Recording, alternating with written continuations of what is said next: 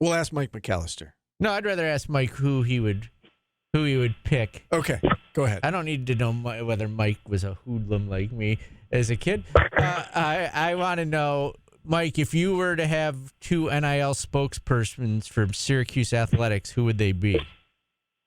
If I could pick anybody? Yeah, out of current players. Current players. So players who are currently playing professionally or currently playing at SU? SU players that right now, NIL deal. Basketball and football? Basketball and only football. Or any sport? Okay, basketball and football. Basketball and football. Or any sport. I would think Kyle McCord is a natural answer. The quarterback of your football team, I think, would be a good option. And then basketball-wise, I think JJ might be the guy that I would pick just because he's the local kid and he's probably the biggest name returning. So he'd probably be the guy that I would go with. Yeah, I was saying I would struggle with the freshman, giving the money to a freshman because I don't know what kind of kid he is and how good he's going to be, right? Yeah, that's certainly a concern. Now, as far as what type of kid he is, I mean, I think you can talk to enough people, and especially if you have a good relationship with the Syracuse coaches, like, being involved with NIL, I think you could give Coach Autry a call privately and say, like, hey, we were considering talking to Donnie Freeman about an NIL deal. Do you think this is something that is a good option for us, not a good option for us, as far as personality-wise and all of those types of things? So I think if you talk to some of the coaches behind the scenes privately, I think they'll give you a fair assessment. Clean sweep for JJ. We said JJ as well on the basketball team. Makes a ton of sense. Right, makes a lot of sense for a lot of reasons. All right, let's talk some recruiting news. Two offensive linemen committing over the weekend. There's a defensive back that we need to know about as well committing. What can you tell us about the latest guys to sign on with the Orange?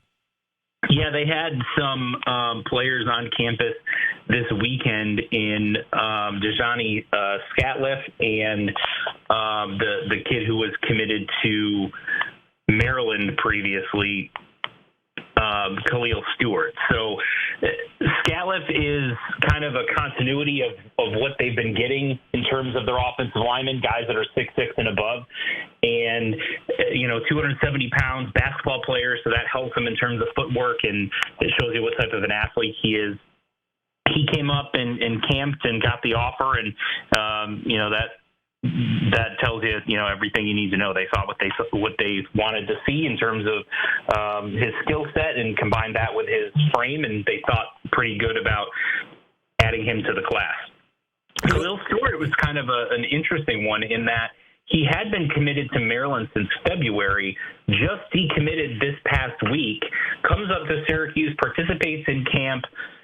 That turns into an official visit and then commits before he leaves. So you have to wonder, was there something going on with Maryland already? Did he decommit because he wanted to come up and try to get an offer from Syracuse? He's a Philadelphia area kid.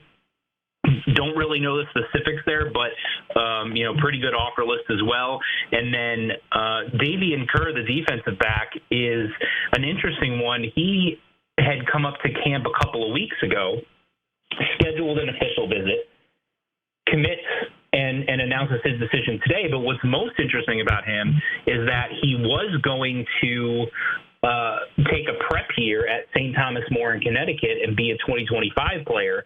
But when Syracuse saw him at camp, they said, no, stay in 2024. We want you to come up right now and join the roster this year.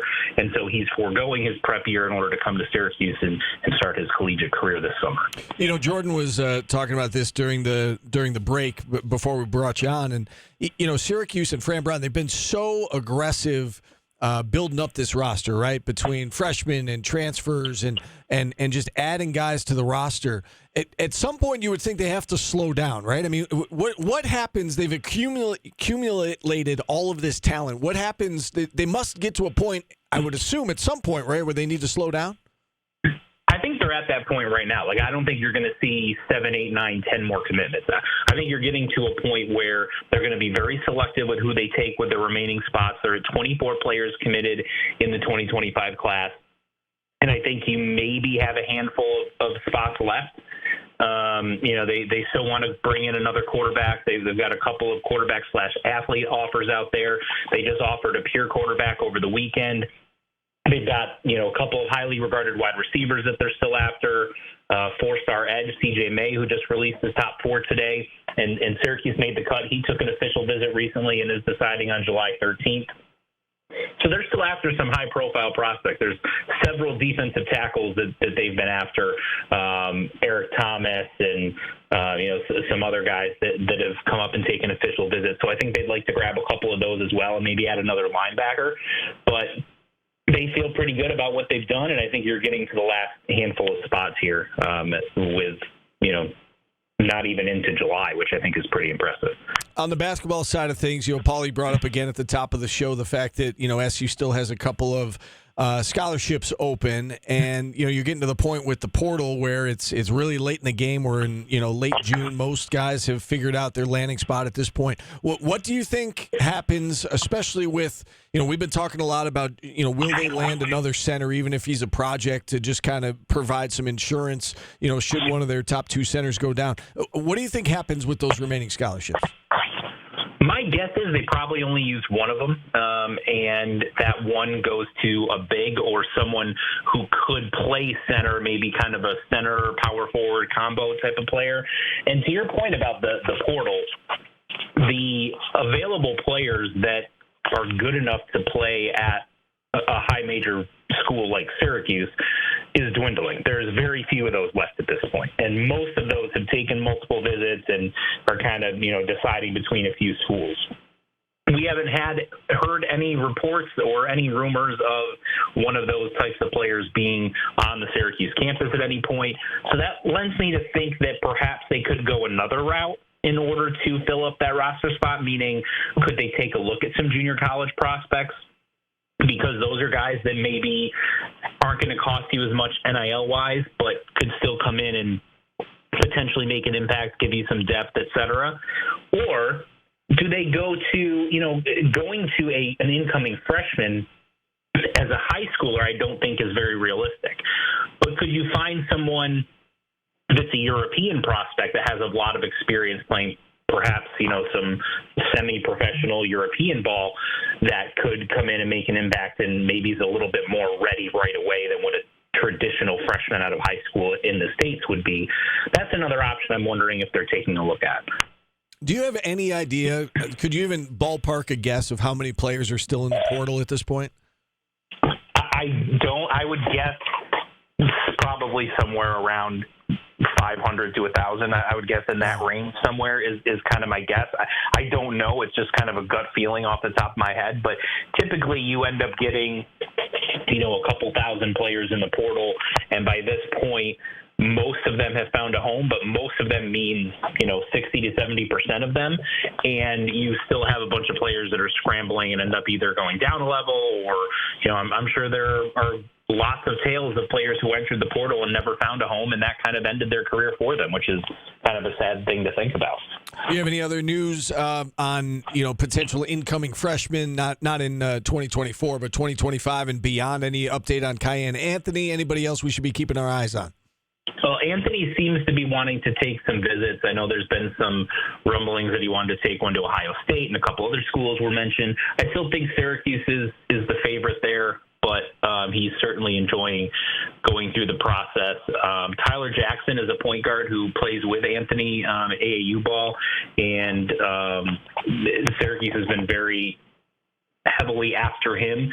An interesting thing that we actually posted on 24/7 in the last couple of weeks, there's a player that Matt Gilhool is his name. He's kind of a power forward center, a really interesting prospect, 6'10", 6'11", can shoot, etc. Jerry McNamara was his lead recruiter when he was here at Syracuse. And so the thought was when GMAC left, because their relationship was really strong, that would put Syracuse at a little bit of a disadvantage. However, it came out, the story, I forget who it was. I think it was either Brandon Jenkins or Deshaun London from the 24/7 Sports National basketball recruiting guys, put out the story that listed the schools that are recruiting him the hardest right now from his own words.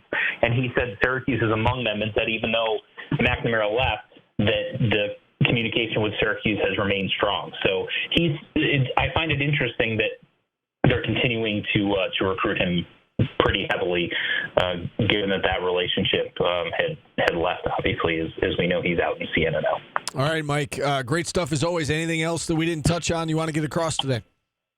I think that's it. Otherwise, just go to QStation.com and subscribe to my website. I saw Mike at Target the other day, too. Yeah, That's right. He did. I was yelling at my son. Oh, yeah. You were on the phone. I thought you were working. That's true. Well, so I was doing an interview with a recruit who had just visited when I passed Paulie, and then after I hung up, my son was very good while I was on the phone, and then as soon as I hung up, decided to turn into crazy man and was going all over the place, grabbing all the toys and everything. So, yeah, it went from everything was fine. I was working while I was walking around Target to trying to corral a crazy 9-year-old. Well, So, I didn't see that, so I just saw you hard at work, and I didn't want to bother you.